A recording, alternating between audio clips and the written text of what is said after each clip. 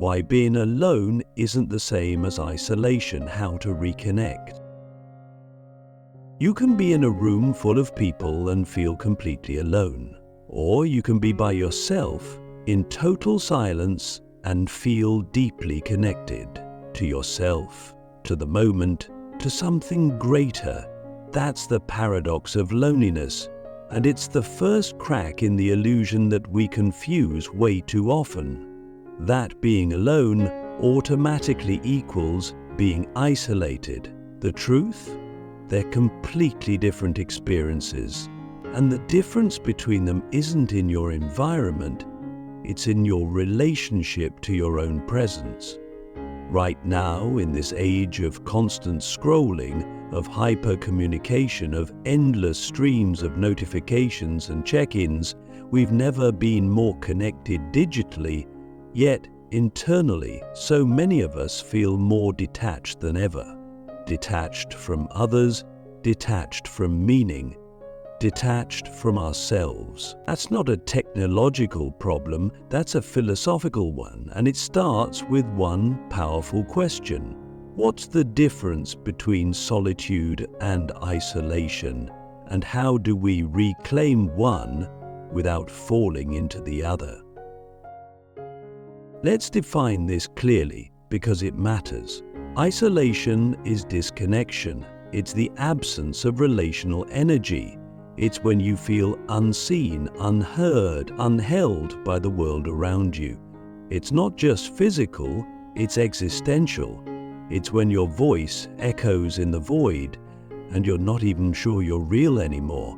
But solitude is choice. Solitude is sacred space. It's the silence where clarity rises. It's the pause between noise where you reconnect not just with yourself, but with something deeper: nature, spirit, memory, meaning. Solitude is active, isolation is passive, and in today's world we've lost the ability to differentiate the two because we've never been taught how to be with ourselves in a way that's healing instead of hollow. Click subscribe to this channel to get more profound insights. Now let's go deeper.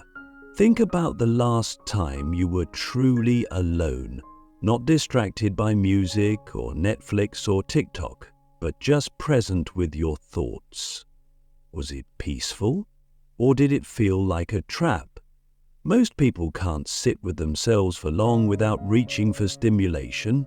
Why? Because when we stop feeding our brains constant noise, everything we've been avoiding rushes up to the surface.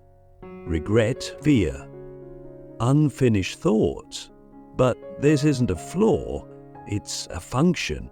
It's your mind asking you to process, to reflect, to make meaning instead of just consuming more of it. Philosophers like Heidegger talked about this. He said, modern life has made us forgetful of being. We've lost touch with what it means to simply exist, and solitude is the path back, not isolation, not loneliness. Intentional solitude, the kind where you put your phone down and ask yourself the questions you've been avoiding. Who am I becoming? What part of me have I neglected? Where am I lying to myself just to keep peace with others? This kind of solitude is brutal, but it's also cleansing. It burns off illusion. It returns you to yourself.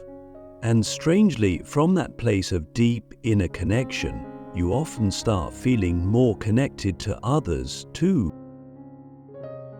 Because when you actually see yourself, you begin to recognize parts of yourself in everyone else. You notice shared struggles, you soften, you listen more, you carry less judgment. Real solitude doesn't isolate you from others, it prepares you to engage with them more authentically.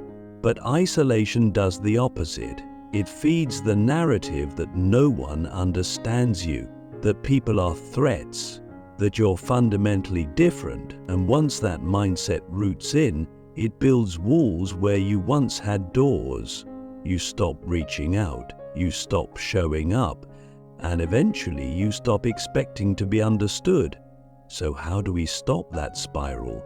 How do we use aloneness to reconnect instead of disconnect? The first step is reprogramming how we frame alone time. It's not a punishment, it's a practice. It's not what happens when no one invites you, it's what happens when you choose to befriend your own consciousness. Start small, 10 minutes of silence, no inputs, no distractions, just you and your breath. If that terrifies you, all the more reason to lean in, because beneath that fear is a version of you that you've been trying to mute. And that version of you might be holding answers, clarity, or healing that can't be found anywhere else. Here's a real question for you. One of those gut-level, pause the video kind of questions. When was the last time you enjoyed your own company? Not tolerated it, not distracted yourself through it, but actually enjoyed being you. If the answer isn't clear, maybe you haven't spent enough time alone in the right way. Because being alone isn't the enemy, it's a mirror. It shows you who you are without the influence of others, without performance, without pressure. And when you learn to love what you see there, even with the flaws, you become magnetic.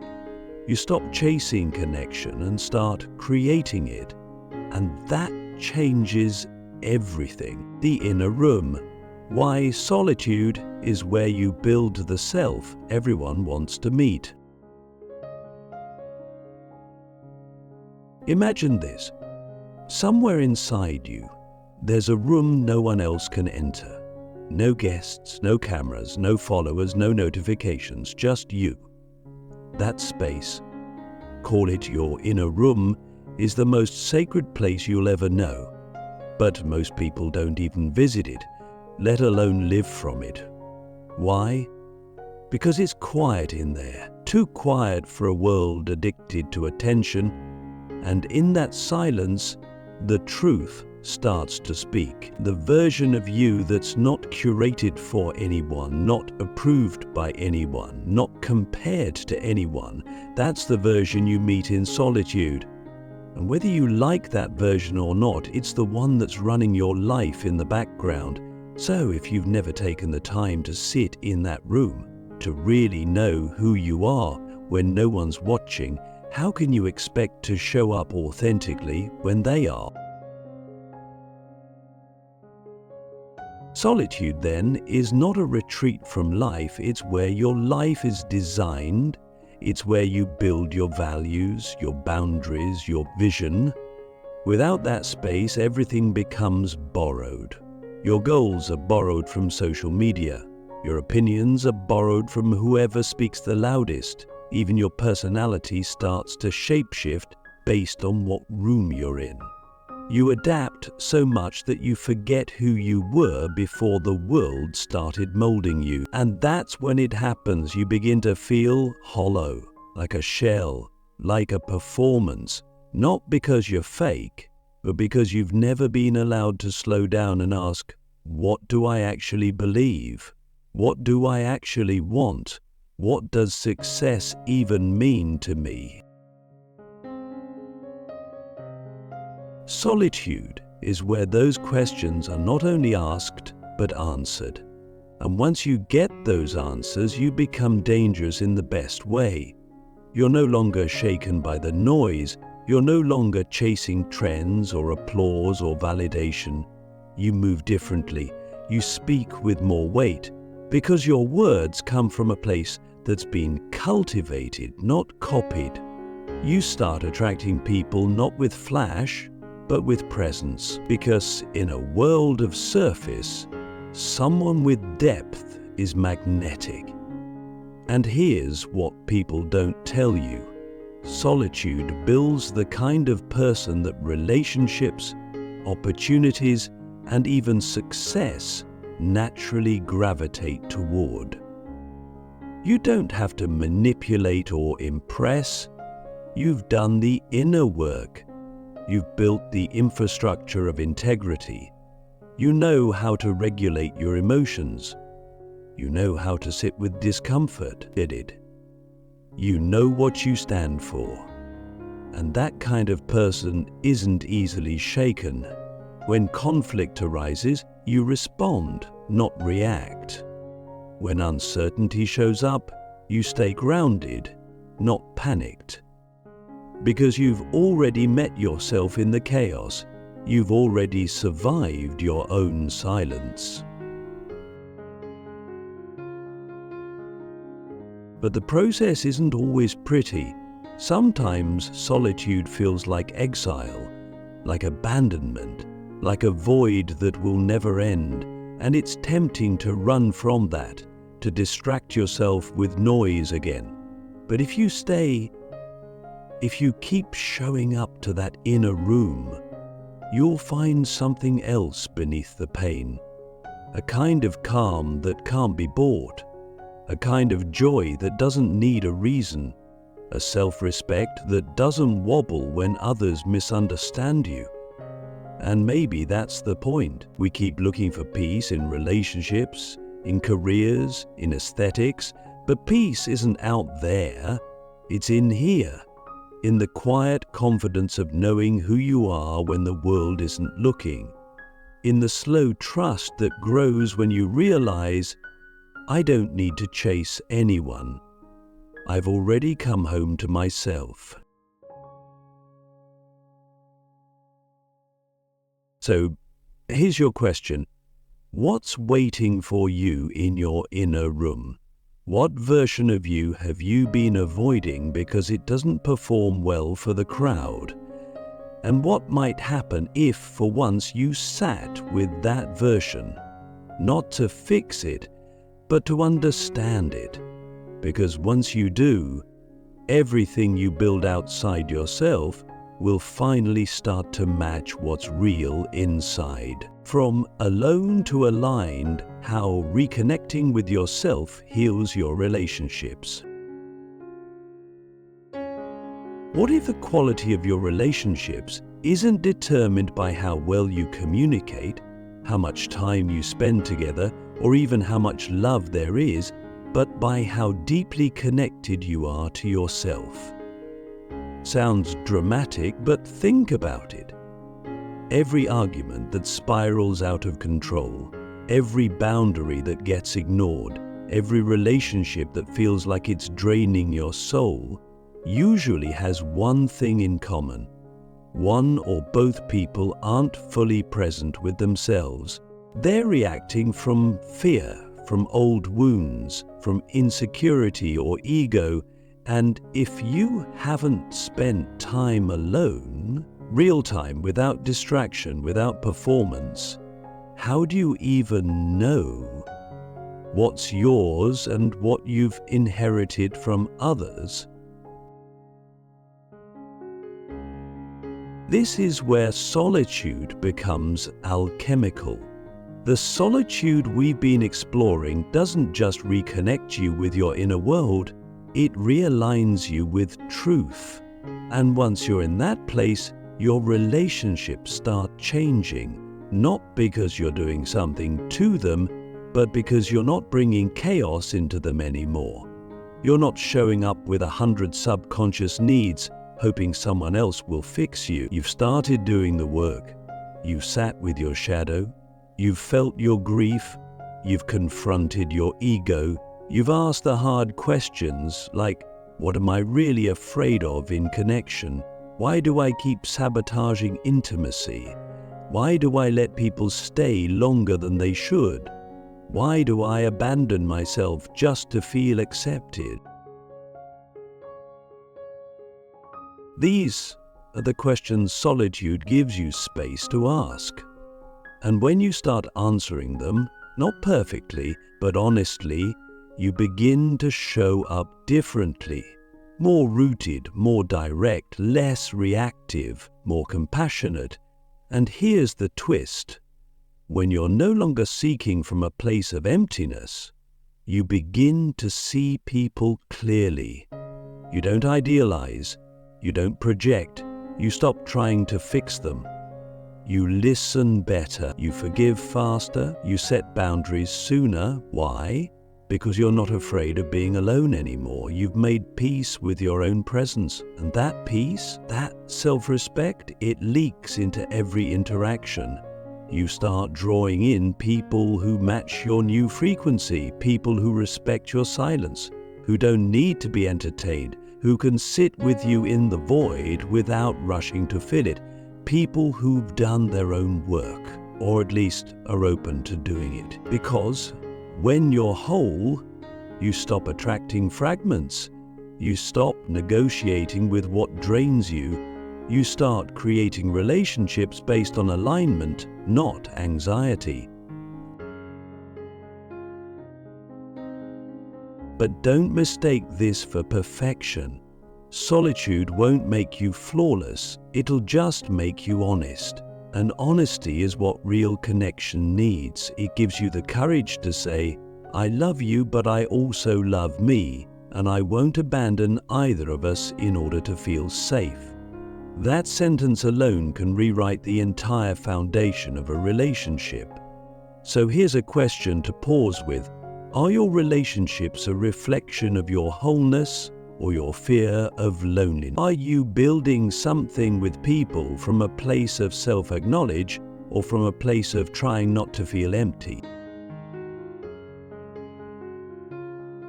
Because if it's the latter, there's no shame, just an invitation. An invitation to come back to yourself, to rebuild your inner room, to find joy in your own presence. Because from that place, you don't just connect, you heal when you connect. You bring light instead of seeking it. You give space instead of needing it. And that changes everything. This is the real journey. From alone to align, from silence to strength, from emptiness to deep, unshakable presence. The beautiful ending. How solitude gives you the life you thought only other people had. There's a version of life you've probably seen glimpses of. Maybe it was in a quiet morning where everything felt still and right.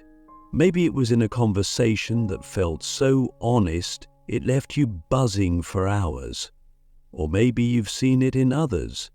People who walk through life with a kind of grounded joy, a kind of calm confidence that doesn't need to dominate the room to shift it. You've seen that version of life and thought, how do they do that? What do they know that I don't? The answer, more often than not, isn't in the books they've read or the rituals they follow, it's in their relationship with solitude. They've made space for themselves. They've learned how to be alone not as a punishment, but as a privilege. They've built the inner room, they've lived in it, and they've come back out carrying something the world can't give and can't take away: self-possession. You don't have to be perfect to live this way. You don't have to retreat into the mountains or delete every app on your phone, but you do have to make a decision to stop outsourcing your life to other people's expectations, to busyness, to noise. You have to choose, even in small moments, to sit with yourself, to pause before reacting, to ask better questions, to value your own attention as the sacred thing that it is, because the life you think only other people get to have, the one filled with presence, peace, meaning, and connection, isn't exclusive. It's just quiet. And most people are too loud to hear it. But you're here, you've stayed with this conversation, and that means something. It means a part of you already knows. Solitude is not the absence of life, it's where life begins. It's the soil where your real voice grows, the space where false selves fall away, the place where you start asking not how can I be enough for others, but what does it mean to be enough for me? And when you start living from that question, the world around you begins to shift, not instantly, not dramatically, but deeply. You stop trying to be impressive and start being impactful. You stop needing to be chosen and start choosing. You stop performing for love and start embodying it. So here's the final question, the one that matters more than all the others. If you stopped trying to escape yourself and instead chose every day to know who might you become? Solitude doesn't just give you peace. It gives you, the version of yourself that's been waiting patiently beneath all the noise. And when you finally meet that version, you'll realize the life you thought only other people had, it's been yours all along.